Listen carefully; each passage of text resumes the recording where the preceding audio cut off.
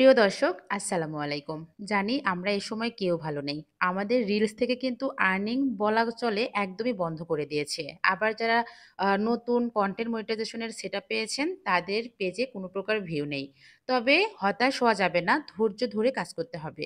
একটা কথা মাথায় রাখবেন, এটা কিন্তু ফেসবুকের আপডেট। আপডেটটা শেষ হয়ে গেলে আশা করছি আমাদের জন্য ভালো কিছু ওয়েট করছে। এই আশাটা নিয়েই কিন্তু আমাদের কাজ করতে হবে। ধৈর্যহারা হলে হবে না। অনেকে দেখছি ভিডিও আপলোড করা বন্ধ করে দিয়েছেন।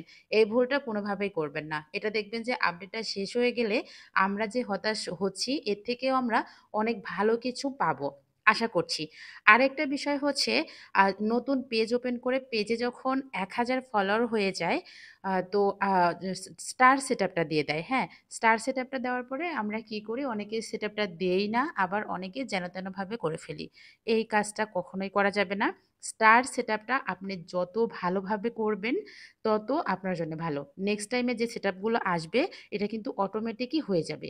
স্টার সেটআপটা আমার কাছে মনে হয় সবথেকে ইম্পোর্টেন্ট। এটা যত ভালোভাবে আপনি করবেন, একদম নিট অ্যান্ড ক্লিন করে, এটা আপনার জন্যই ভালো।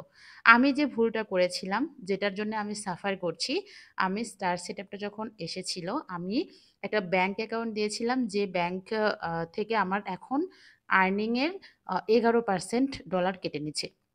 এটা আমার জন্যে ভীষণই হতাশাজনক। আমি আসলে বোঝাতে পারব না যে এটা আমার অনুভূতিটা কেমন। আমরা যারা কনটেন্ট ক্রিয়েট করি, আমরা জানি যে কতটা পরিশ্রম করে টাকা ইনকাম করতে হয়।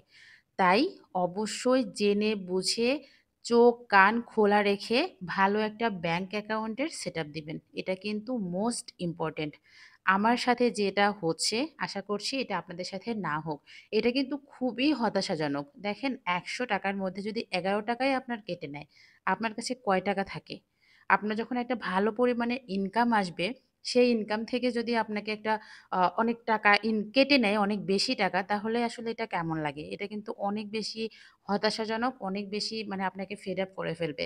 তাই এইটা নিয়েই আজকে ভিডিও করার ইচ্ছাটা ছিল যে, যারা নতুন আছেন তারা এই ভুলটা কোনোভাবেই করবেন না।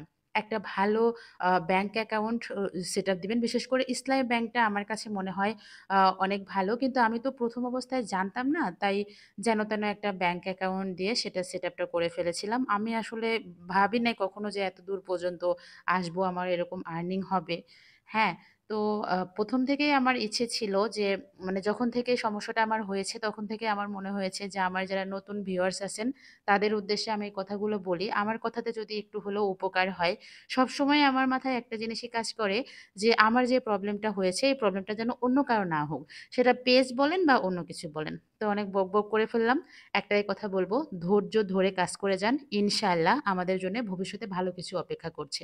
আল্লাহ হাফেজ।